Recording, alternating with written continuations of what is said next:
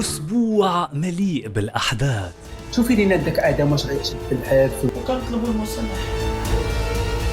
نكرة انت بلا كرامة. حرام ما عطانيش. فلاش، آخر أخبار المشاهير الآن معي أنا فهد الهاشمي. والبداية مع مسابقة ملكة جمال الكون 2025، فتم تتويج ملكة جمال المكسيك فاطمة بوش فرنانديز باللقب، وقد أشادت رئيسة المكسيك كلوديا شاينباوم بفاطمة قائلة: المرأة تبدو أجمل عندما تتحدث بصوت عال. فهذا التتويج لم يكن سهل، فاندلع خلاف علني سابق بين فاطمة ومدير مسابقة ملكة جمال الكون الذي وصفها بالغبية واتهمها بعدم الترويج الكافي لتايلاند، لكنها لم تسكت على حقها آنذاك لتتوج الآن الملكة، كما وصف كثيرون فوزها بأنه انتصار للكرامة. And no, never let anyone make you doubt about your worth. 모두에게 공정한 게임을 위해서. وبعد سلسلة من النفي والشائعات، سكويد جيم أمريكا سيبدأ تصويره في فبراير من العام المقبل، فأدرج مسلسل لعبة الحبار أمريكا رسميا على موقع تحالف صناعة السينما والتلفزيون الأمريكية.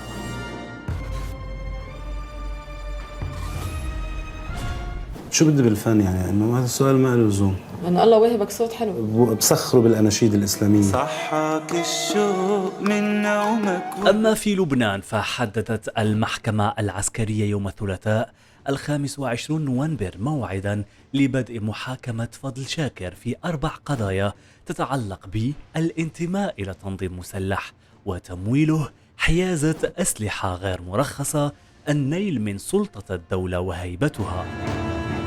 بإذن الله حناخد حقنا بإيدنا، لأنه ما في لا دولة ولا في قضاء ولا في شيء، عنا عايشين بغاب. ففضل سلم نفسه للجيش اللبناني مؤخرا في خطوة تهدف إلى إثبات براءته من التهم الموجهة إليه، وذلك بعد سنوات من إقامته داخل مخيم عين الحلوة للاجئين الفلسطينيين. هيدا على المباشر وتهديد، قاتلك يا كلب يا خنزير. وتزامنت هذه التطورات مع عودة فضل الفنية خلال العام الجاري، إذ أصدر عدد من الأغنيات التي حققت نجاحا باهر. يا ربي خلي ضحكاته وما يشوف الهم بحياته. شوفي لينا داك ادم واش غيكتب في الحبس ولا شنو غيدير. وكيفاش تقبلوك؟ والو، قالت لي ماما شري لي رونج روفر بحال مت ادم، قلت لها مازال ما جمعتش الفلوس، صبري عليا، راه هي كتسنى فيا مسكينه نشري لها انا رونج روفر. ويلي قالوا لي سيرتي للرويث رويث. أما في المغرب، فسلسلة من الاعتقالات طالت عدد من المشاهير هذا الأسبوع الذين اشتهروا بالفضائح، فكان أبرزهم تيك توكر الملقب بمولينكس الذي تم وضعه تحت الحراسة النظرية بأمر من النيابة العامة لمواصلة التحقيق حول الأفعال المنسوبة إليه. ويأتي هذا التوقيف في سياق مترابط مع قضية التيك توكر آدم بن شقرون ووالدته اللذين سبق اعتقالهما بسبب منشورات رقمية مسيئة. وتواجه الأم اتهامات ثقيلة مرتبطة بالاتجار في البشر عبر الاستغلال الجنسي ونشر مواد إباحية، إضافة إلى السب والتشهير، بينما يتابع ابنها بتهم تتعلق بالشذوذ الجنسي وصنع وتوزيع محتويات إباحية.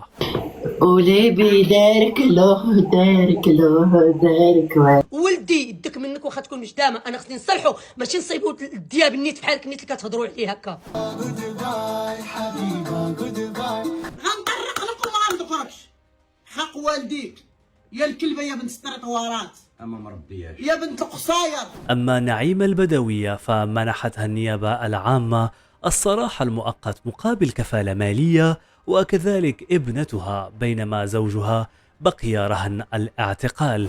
المحاكمة تأجلت إلى 4 من دجنبر لإتاحة الوقت للمتهمين لتعيين محامين والاطلاع على الملف. الله يفعل السيدة العزيزة هاد الليلة غيبية ولا بيع. فزوج ابنة نعيمة البدوية ما يزال معتقل بعد رفض طلب السراح المؤقت في حقه.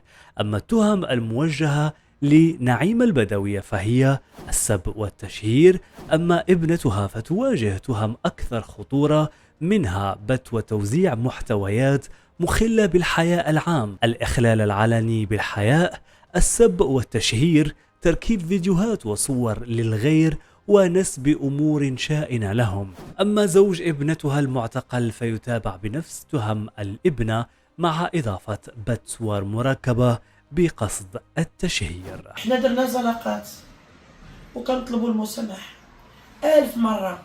جاك ضربوني ضربة قلم في قلبي، كتبت كلمة البنان في دربي. أما الرابر بوز فلو في المحكمة الابتدائية بصفرو رفضت طلب السراح المؤقت الذي قدمته هيئة دفاعه، وسيتابع الرابر في حالة اعتقال احتياطي. أما التهم الموجهة إليه فهي إهانة هيئة منظمة، إهانة موظفين عموميين أثناء أداء مهامهم، وذلك بسبب مقاطع راب نشرها سابقا على يوتيوب. وحدد 27 من نوفمبر موعد لاستكمال النظر في قضيته. هذه الإجراءات تندرج ضمن تحرك أمني وقضائي يروم للتصدي للمحتوى الرقمي الذي يمس بالقيم ويشكل خطر كبير على الأطفال والمجتمع. للأسف حمزة الفيلالي تشد هذا الصباح ديال الشيكات من مكان الحدث وحصريا. أما حمزة الفيلالي فتم اعتقاله على خلفية قضايا تتعلق بشيكات بدون رصيد بعد دخوله في مشروع غير ناجح.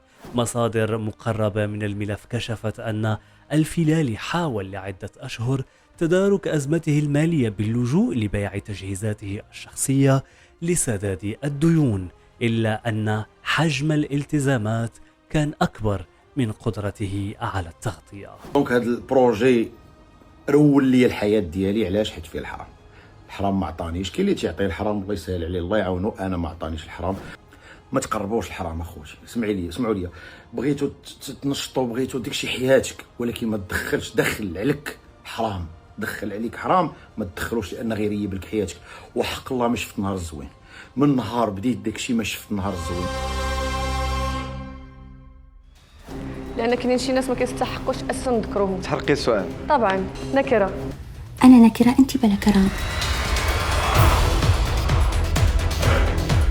أنا اللي يدق بابي يلقى جوابي.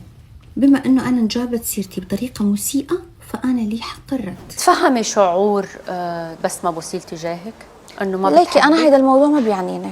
لا تزال تصريحات بسمة بوسيل ترند، فبعد رد شذا حسون عليها. إنسانة يعني ما لها تايتل، شي إز ضل أحد أنا أشوفها يعني. جاءت جليلة لترد بدورها لكن بقسوة. لما تنجاب سيرتي في إحدى البرامج ويكتبون اسمي على انفلوب أو على بطاقة، وأنا أقسم بالله العظيم لا شفت ولا تابعت وآخر همي، بس من كثر الكومنتس، كل الكومنتس كاتبين جليلة، كل الناس كاتبين جليلة، حتى هذا المقطع اللي هو أصلا طلع ترند لأنه أنا موجودة فيه، أوكي، كاتبين بالمقاطع في الصفحات السوشيال ميديا جليلة، رد فلانة على جليلة، قالت فلانة عن جليلة. طيب مش عيب؟ جمهور كبير يعتبر أن جليلة فقط تريد أن تبقى تحت الضوء لأن بسمة لم تذكر اسمها نهائيا، وآخرون اعتبروا أن بسمة وجهت فعلا لجليلة بطريقة غير مباشرة وأساءت لها رغم عدم ذكر اسمها. مثل ما قلت لكم في بطاقة قالت لهم هاي نكرة ولا تستحق أنه أنا أجيب سيرتها. طيب بما أنه أنت قلتي عني أنا نكرة فأنا لي حق الرد. إذا كان في نكرة فهي أنت، وإذا أنا نكرة فأنت إنسانة بلا كرامة يا بيبي. أنت إنسانة بلا كرامة يا بيبي، لأن حتى البلد اللي أنت ساكنة فيها طوب الأرض ما يحبك، وأنت عارفة هذا الكلام. أنت منبوذة، أنت مكروهة من المجتمع، أنت حتى طوب الأرض مكروهة منه، وأنت عارفة كلامي. أنت غير سوية نفسيا عمري. أنت you need help، والله أنت لازم تتعالجين. إذا أبو أولادك طلعتي فضحتيه وما خليت عليه ستر مغطى. excuse me. فلازم تتعالجين، والله نصيحة مني. بالأول بالآخر حبيت بس أقول هالكلمتين، لأنه أنتي والله والله والله يا بيبي لا تستحقين إنه واحد يقول عنك كلمة حلوة.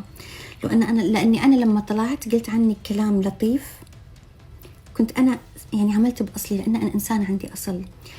بس شو تسوي مع الإنسان اللي ما عنده أصل؟ فلمن لا يعلم القصة، وأعلم أنكم قليلون جدا، فالصراع قائم على تامر حسني الذي يعتبر من طرف جليلة أنه حب حياتها، وأن بسمة أم أولاده أخذته منها. حب حياتي ونقطع السطر. طب أنا ليه بدي كذب يعني؟ بس ما حبيتي غيره؟ ما حبيت، لا، بس لأنه يعني ليكي تكون واضحة. بتعملي مقارنات. هيدي المقارنات يعني ما بتزبط معك. نكرة طبعا. أنا نكرة، أنت منبوذة. أنا نكرة، أنت مكروهة. أنا نكرة، أنت بلا كرامة. وبس that's it حبيبتي.